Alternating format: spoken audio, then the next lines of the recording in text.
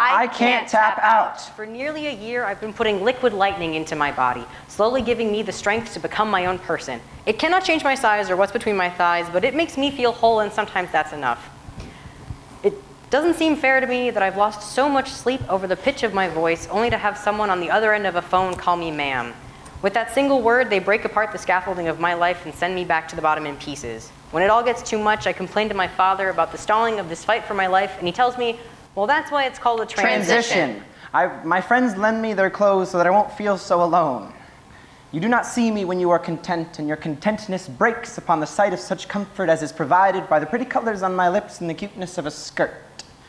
Stares directed towards me are redirected to something floating 2 feet above my head. What could be up there that is so intriguing? My eyes are down here. I can't tap out. Once upon a time, I woke up on an 8th grade morning to the first realization that I was a boy.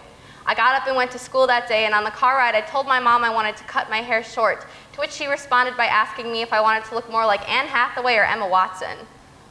I said Emma Watson and wrapped my hands tightly around my beating heart, trying to choke it into stillness, trying to suffocate it into submission with the womanhood that has been shoved so far down my throat that I cannot speak around it. I smothered the transness from my body that day in my first act of self-hate. To elaborate, I can't tap out. I understand that shit takes time, but how much is too much when my mind is on the line? People have known me only as my new name, and the moment a hint of my past is brought up, begin using the wrong words, the words that cut so deep, and then apologize saying that it takes time to get used to. And I sigh and roll my eyes and think that this is the third time today. I allow myself to be questioned for class projects where they needed to speak to someone diverse. I can't tap out when I am expected to be the resource for my family, for professors, for the kid in class who misgenders my friends. I have to be the big kid, the one who got his name changed, the one who got hormones, the one whose surgery is in 3 days, the one with all the answers. I act as a cis person's Google so that they won't burden my siblings with the same questions. I do not want to explain my life to you. I do not want to explain my friends to you. I do not want to explain to you. And yet not in that I resent the act of explaining at my expense. More so, I resent the thought of explaining entirely in defense, leading to a false pretense of the type of person of which you approximate me to be and the manner in which my political affiliations lie. But I was taught not to care about this by those that do not care about us. And so I talk and I use my words and I talk until my breath runs out and I cannot shout and I won't tap out. If I could, then maybe I could be happy. Oh, so you think you're different. They say to me, their perfectly raindrop-shaped words plunking down in the hollows of my guts, smiles sharp enough to imitate lightning. I wish that I could. I think to myself that I want to escape from the cisgender curse that floods the basements of my consciousness, but I can't. So instead, I take a trans flag and wrap it around the rooms of my mind to hide the peeling wallpaper. I wish that I had the courage to let them know that I am afraid to speak up.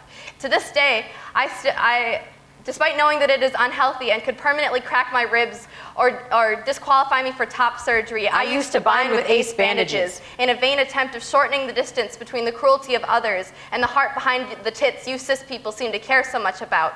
What's your preferred name? What are your preferred pronouns? What I'd really prefer is if you didn't treat my identity like it was optional, like it was as simple as putting in yes or no on a bubble on a multiple choice test. You say you want to help us. Your safety pin holds your fragile allyship together as you sit on the sidelines and ignore the death of my siblings. You have the option of clocking out for the night as you pat yourself on the back for never mispronouncing your trans friend. You say you like TV shows that fail to cast my siblings in their rightful roles, instead relying on cis men to tell our stories to pander to us queers so we can't complain because at least there was a trans character. I spend a half hour on my makeup in the morning as a white cis man gets to put on a dress and play me in an Oscar-nominated film. I pay meticulous attention to my eyeliner, also that I may go outside and be horrified at the thought of you noticing it, so I may go to class and hope and pray with every atom of my being that I look as good to you as it did to the mirror that morning, despite the fact that the mirror was good enough for me then and is good enough for me now when I am around you. All sense of self-love and self-expression go completely out the window as I am consumed with a mind-shattering terror of the thoughts that are going on behind the empty glass case of your face and the directions that those impulses might send the muscles in your body, specifically your mouth, as your words terrify the shit out of me. Words from you, Words from your kind scare me almost as much as your fists do, as you talk until your breath runs out and I can't tap out. Sometimes I have to force myself to be tender. When your guard is up all the time, sometimes I feel like I should mark my gender as fender bender, because to cis people, this car accident is a mild inconvenience at the least and a time-consuming mishap of nature at the most. My gender is a journey to fulfillment. Reroute it, GPS yourself when you feel doubted. Soft clicks emit from tips of fingers, skipping across maps. Destination set to hating myself because I am not cis. It looks like a minute to the end. The end being whenever I lose the will to fight, and so it seems like we got a while more to go tonight. We fight, and I'm a pacifist, but I will not let this stop me. I will not allow myself to be defined by you. For every ounce of my body that is scared of you, I will fight you with my presence. I will grapple you with my confidence. My confidence, crudely constructed as it is, I will hold it up to you, have you marvel at its swiftly hot-glued edges, and then I'll beat you over the fucking head with it. Writing this poem, Danny said to me that we should talk about fighting in our pieces. And I thought that this was redundant because fighting is inherent to being trans. According to cis people, the only right way to be us is silently. And this line of thought is absurd when you spend days and hours learning the perfect way to scrub the word tranny off your skin after it has been spat to you in hallways.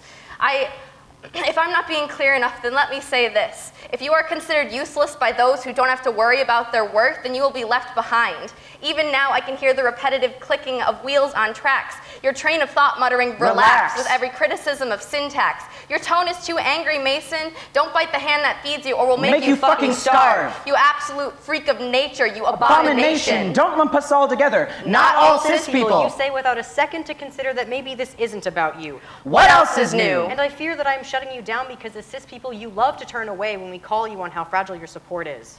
Take a step back. Realize your impact.